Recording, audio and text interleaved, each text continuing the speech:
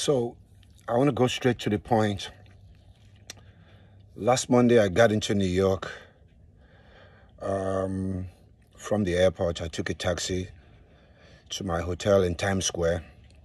The next day, I got up in the morning, stepped outside, hailed down a yellow cab, and told him B&H. B&H is a store on 34th Street in New York where they sell cameras and accessories. The biggest store in the United States that carries film production gear. I got in the cab and I saw the name. The guy's name was Suleiman Yahaya. So I thought he was Nigerian. So I engaged him. I said, "Hey, buddy, where are you from?" He says he's from Ghana. It was a short ride from Times Square to 34th Street where B&H is. So in between, we got talking, and then 10 minutes or less later, he pulls up in front of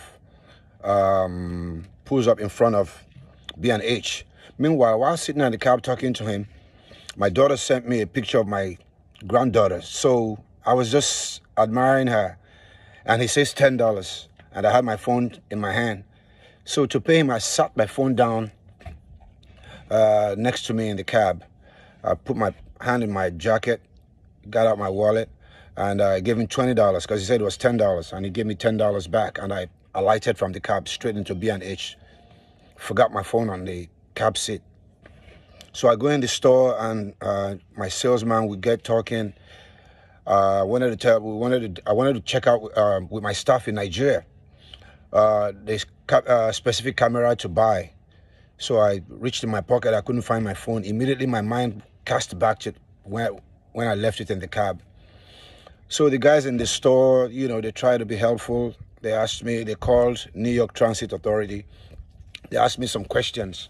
Asked me where I hopped in the cab and where the cab dropped me off, and asked me whether the cabman put on his meter. At this time, I didn't even check whether the meter was on because we were talking about Nigeria and Ghana. And after 47 minutes with the New York Transit Authority on the phone, I was made to understand that because the cab driver didn't use meter, they couldn't track him. So that's the first lesson. When you get into a taxi, always tell the taxi guy to use his meter. I guess this guy, we got talking and it was a short distance. He decided not to use the meter. But anyway, that's by the way. So by this time, I'm crushed. I lost all my contacts. I came to the States to shoot a documentary. I couldn't reach anyone anymore. All my new contacts was at my phone is my life. My music, my family pictures, my kids' pictures. I went bonkers. So fast forward to the next day, I go to the Apple store. I purchase a cheap iPhone for like $500. So I asked them to back up my information from iCloud. They did everything they could. Apparently, my backup switch in my settings was off. And they also tried to trace the phone, but my location setting was also off because I felt that I don't want for security's sake, I don't put my location setting on my phone. So that crushed me, So by this time I gave up. I went to T-Mobile, got a US number, and I was trying to back up some numbers I had on my email onto the phone I got from T-Mobile. Then we're at Thursday now, coming to Thursday. Thursday in the evening. All this time I lost all my passwords on my email, everything. I couldn't enter any of my social media.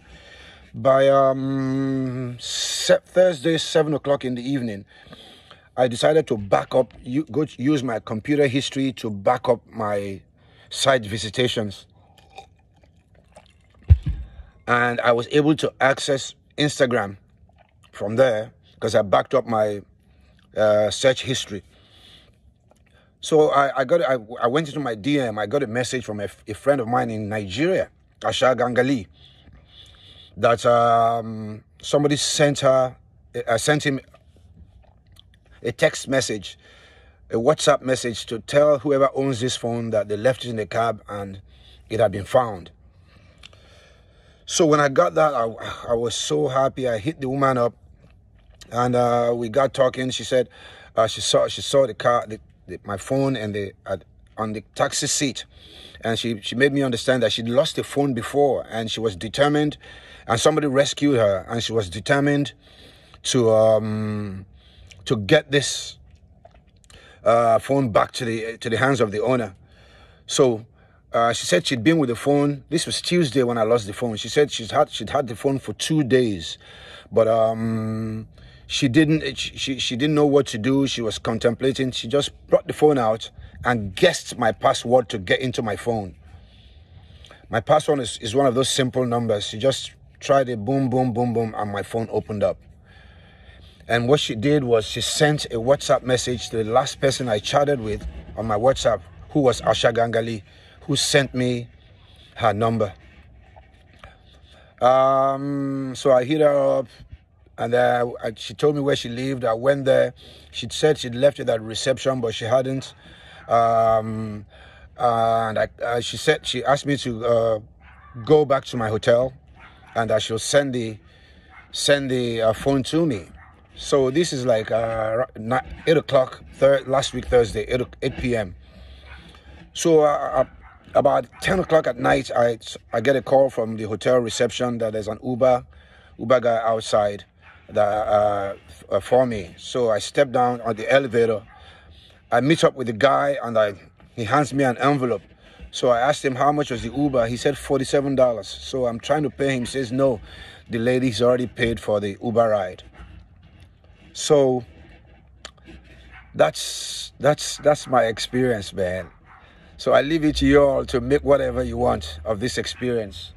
But one thing I must say is that there's still many good people out there. We mustn't make stereotypical judgments about people, about race, about color. When you're nice, you're nice. Doesn't matter where you're from or the color of your skin, you know. And I also believe that people who are good things happen to good people. I believe I was able to find my phone because I'm good people. So I always try my best, to radiate love all the time. No one's perfect, So here it is for you all to make whatever you think of this. Peace. I'm out, y'all.